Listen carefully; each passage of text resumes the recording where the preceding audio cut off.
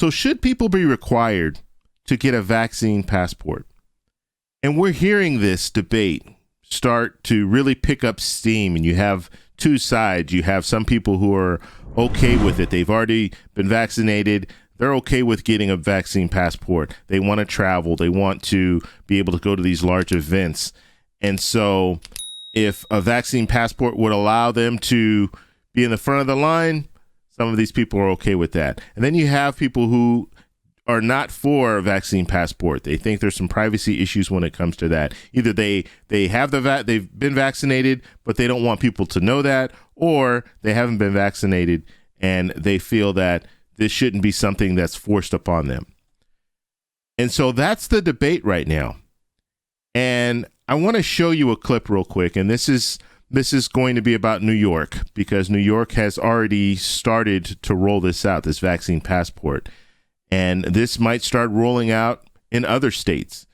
And I do want to get your opinion on this. So in the comments section, make sure you let me know how you feel about this. But I think this is going to be the next big debate that we're going to hear over the next several months. So let's watch this clip real quick, and then we'll talk a little bit about it. Vaccinated. MSNBC correspondent Corey Coffin is in New York City now with more details on this. A controversial thing, Corey. How are health officials defending a need for a sort of a health pass?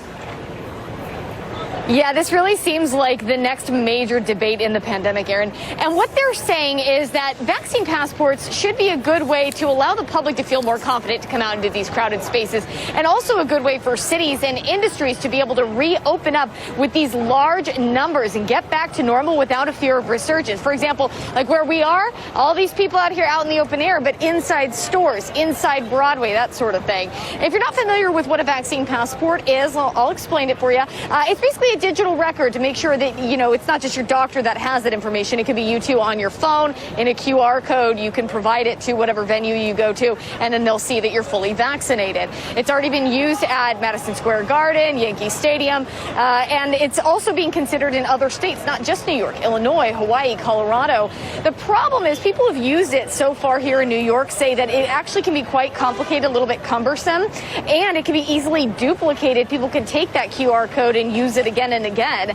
In addition, there are privacy concerns, which is why even the federal government has said they will not be rolling out a federal vaccination program when it comes to passports or proving that you've been vaccinated. Okay, so the important thing there is the federal government. So President Biden, he's already indicated, look, we're not going to make this a mandate. So not everyone is going to have this vaccine passport.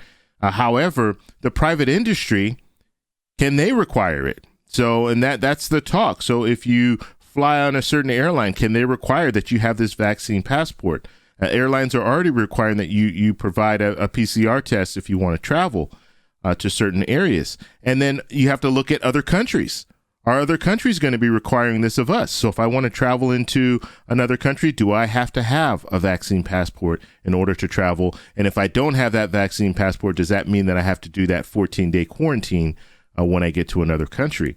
And so this is one of those debates, and people are going to look at this, and some people that don't want to get this vaccine passport are really going to be upset with the fact that why are we being forced to do this, or that they might feel that they're being forced to do this because the person who has that vaccine passport, they're in the front of the line, or they get special treatment because of that. And if you don't have that vaccine passport, then you might have to do that 14-day quarantine, or you might have to provide that PCR test before you can travel. And so I look at it kind of like a situation like this, global entry. I have global entry. I travel a lot, and I have global entry, which allows me to go through a separate line, a separate checkpoint when I come back from another country.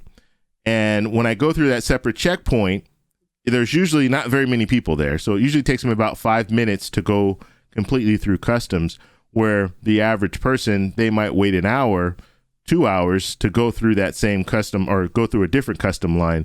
But since I have global entry, it's faster for me. But in order for me to get global entry, I had to pay $100, and they did a background check on me and an interview. And so that's the reason why I'm able to do that. And so when it comes to this vaccine passport, it might be the same thing where they say, okay, you know what? If you do this, then you're going to go through a separate line and you're going to have different requirements. And so getting this vaccine passport will be a benefit to you because it will allow you different special privileges, I guess, if you want to look at it like that. But this is definitely going to be something that people are going to continue to talk about. And there's still people out there that are saying, no, we don't want to get this vaccine. And you have every right. I mean, you don't have to get the vaccine. But if you don't get the vaccine, there could be that situation where you're not going to be able to go to some certain events that you might want to go to. So I could see some businesses doing this, but I can't really see like department stores and grocery stores really doing something like this. So we'll have to see what they do.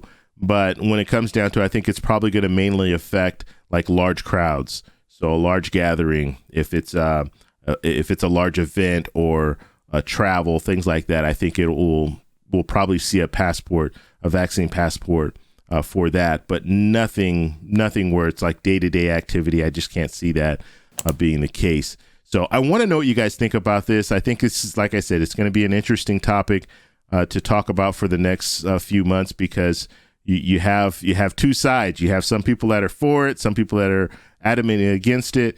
And how is that going to affect how businesses react? And like I said, it's not going to be a federal thing. So we're not looking at a federal mandate or anything like that. However, does a private company have the right to say, if you don't have this vaccine passport, you're not allowed to come into our establishment?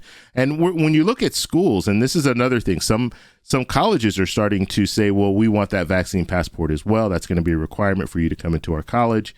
As well as if you look at the public school system, there are shots that have to be taken that the children have to take in order to go to those schools.